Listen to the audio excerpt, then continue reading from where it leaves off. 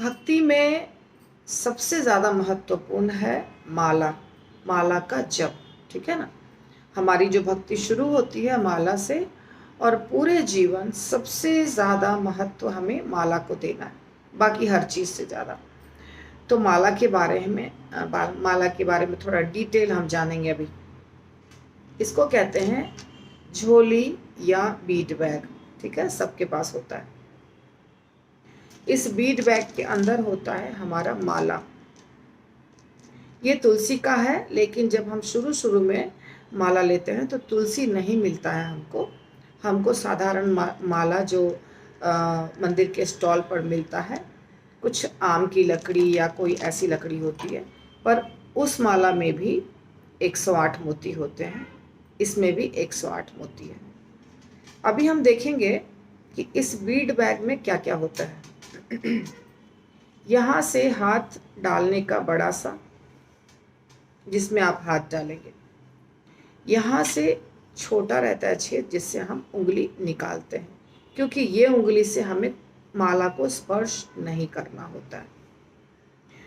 यहाँ एक लटका रहता है धागे में मोती, जिसमें 20 मोती होते हैं।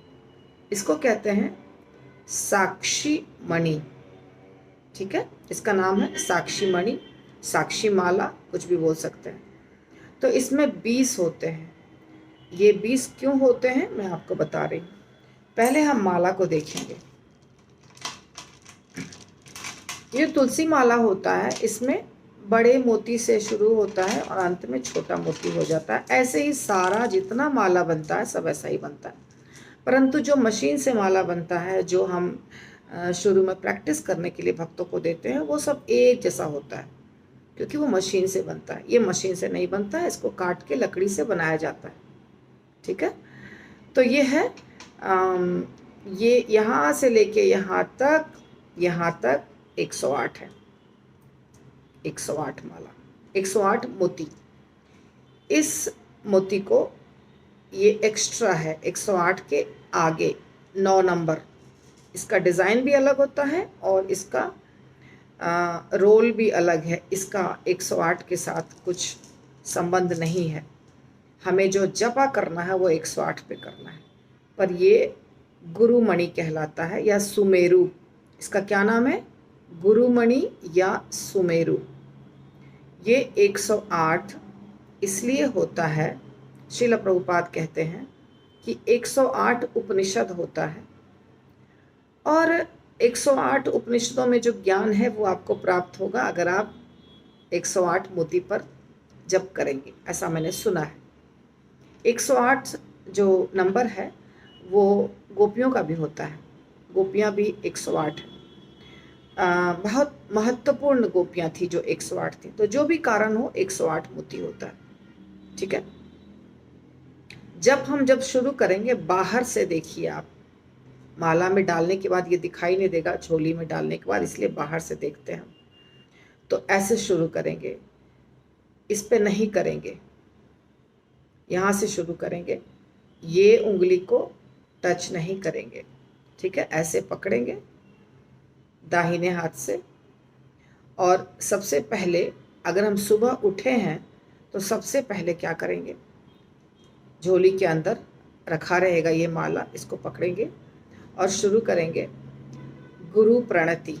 नमः ओम विष्णुपादाय कृष्ण प्रेष्ठाय भूतले श्रीमते गोपाल कृष्ण गोस्वामी निति नामिने प्रभुपादस्य साहित्यम यह प्रकाश्य वितीर्य च प्रचारम कृतवान साधु भगवत पादाय ते नमः। फिर हमारे परम गुरु, नमः ओम विष्णुपादाय कृष्ण प्रेष्ठाय भूतले श्रीमते भक्ति वेदांत स्वामी निति नामिने नमस्ते सारस्वती देवे गौरवाणी प्रचारिणे निर्विशेष शून्यवादी पाश्चात्य देश तारिणे वाञ्छाकल्पतरुभ्यश्च कृपा सिंधुभ्य एव च पतितानां पावनेभ्यो वैष्णवेभ्यो नमो नमः। इतना कर लेंगे, ये श्रद्धा के अनुसार हम करते हैं। ठीक है, वैसे ज़रूरी नहीं है माला पकड़ के करना, हम बिना माला पकड़े भी प्रणाम कर सकते हैं।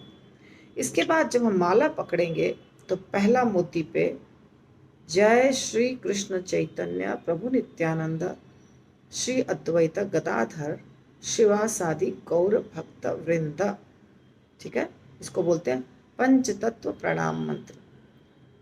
इस मंत्र को करने से हमारे जो भी अपराध होते हैं जपा के समय वो नष्ट होते हैं, वो इतना लगते नहीं हैं हमारे ऊपर। और इसी मोती पर हरे कृष्ण कृष्ण कृष्ण हरे हरे, हरे राम राम राम हरे हरे। तो ये सारे शब्द बिल्कुल सही क्लियरली निकलना चाहिए हमारे मुख से। हरे कृष्ण कृष्ण कृष्ण हरे हरे, हरे राम राम राम हरे हरे। तेजी से बोलना है, फिर भी सारे शब्द स्पष्ट निकलने चाहिए। और एक ही पहला ही मोती पर जय श्री कृष्ण चैतन्य बोलना है, दूसरे मोती पर नहीं बोलना है। सिर्फ अब सबके ऊपर हरे कृष्ण महामंत्र होगा। पूरा मंत्र होने के बाद दूसरा मोती, तीसरा मोती, ऐसे हर मोती पर हरे कृष्ण महामंत्र होगा। धीरे धीरे आप पहुंच जाएंगे अंतिम मोती पर। ठीक है, ये तो इस मोती पर पहुंचने के बाद आपको गुरुमणि को क्रॉस नहीं करना है, यहाँ से ऐसे नहीं जाना है। ये अंतिम मोती है, फिर अंतिम मोती से ही नया माला शुरू होगा। इसको घुमा लेंगे और फिर यहाँ जय श्री कृष्ण, अभी सारे मंत्र नहीं बोलने, जय श्री कृष्ण चैतन्य वाला मंत्र बोलना है, फिर हरे कृष्ण महामंत्र बोलना है। तो इस प्रकार आपका माला होगा। अब ये माला इसके अंदर रख के करेंगे हम, तो यहाँ तो हमने आपको बताने के लिए किया। तो जब हम अंदर रख के करेंगे तो एक माला हो जाने के बाद ये साक्षी माला से एक मोती नीचे, ठीक है, दूसरा माला होने के बाद दूसरी मोती नीचे, ऐसे करके 16 माला रोज, एकादशी को 25। पर ये 20 क्यों होता है? 16 ही होना चाहिए ना। ये 20 इसलिए होता है, देखिए हमने तो इकट्ठा ही 20 को कर दिया है, पर वास्तव में कैसे ये बनता है, 4 इधर रहते हैं, यहाँ 4 मोती यहाँ रहते हैं, 16 मोती यहाँ। ऐसा इसलिए कि जब किसी को इच्छा हुई कि हम 32 माला करेंगे या 64 माला करेंगे, बहुत लोग कार्तिक में रोज़ 64 माला करते हैं, कुछ लोग एकादशी के दिन 64 माला करते हैं, ऐसा अलग अलग प्रण लेते हैं और करते हैं। तो 64 करने का मतलब ये हुआ कि एक बार जब 16 हो गया तो ये 4 में से एक को नीचे कर दीजिएगा, दूसरी बार 16 हुआ तो दूसरे को नीचे करिएगा, तो ऐसे 4 बार में 64 हो जाएगा। इसीलिए ये 20 रहता है, क्योंकि भक्ति सिद्धांत सरस्वती ठाकुर महाराज जी 64 माला करते थे। श्रील प्रभुपाद को भी उन्होंने 64 बोला था, श्रील प्रभुपाद ने हमें 16 बोला है। तो इसलिए शुरू से ही ये साक्षी माला में 20 मोती ही हुआ करते हैं। तो दीक्षा के समय आपको तुलसी मिलता है, जब आपकी दीक्षा होने वाली रहती है तब गुरु महाराज देते हैं। तब तक हमें प्रैक्टिस करने वाला माला सिंपल वाला लेके करना होता है। तो माला से हमारा 90% उन्नति हमारी होती है। एक माला में कम से कम 6 मिनट लगना चाहिए, नहीं तो 7 मिनट, 6 से 7 के बीच में, उससे जल्दी नहीं होना चाहिए, फिर माला की क्वालिटी अच्छी नहीं मानी जाएगी। तो 6 मिनट से 7 मिनट यानी 2 घंटे के अंदर आपकी माला होनी चाहिए। 1 घंटे में माला नहीं होनी चाहिए, 1.25 घंटे में नहीं होनी चाहिए, 3 घंटे 2.5 घंटे में भी नहीं होनी चाहिए। इसीलिए कैसे बोलना है, जय श्री कृष्ण चैतन्य प्रभु नित्यानंद श्री अद्वैत गदाधर शिवासादि गौर भक्तवृंद, हरे कृष्ण कृष्ण कृष्ण हरे हरे, हरे राम राम राम हरे हरे। ये स्पीड होना चाहिए माला करने का। ठीक है, तो माला के बारे में हमने जितना सिंपल, ऐसे तो बहुत चीज़ें हैं, पर आज एक सिंपल छोटा सा क्लास आपको माला के बारे में दिया, और बाद में आपका जब प्रश्न उठेगा तो मैं और भी इसको विस्तार पूर्वक बता सकती हूँ।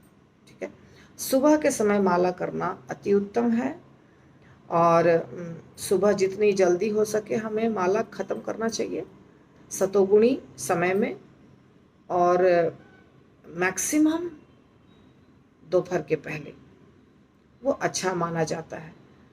शाम को, रात को माला अच्छा नहीं माना जाता है, क्वालिटी ख़राब हो जाती है इसलिए। और माला के बारे में बहुत कुछ है, लेकिन आज इतना ही। ठीक है।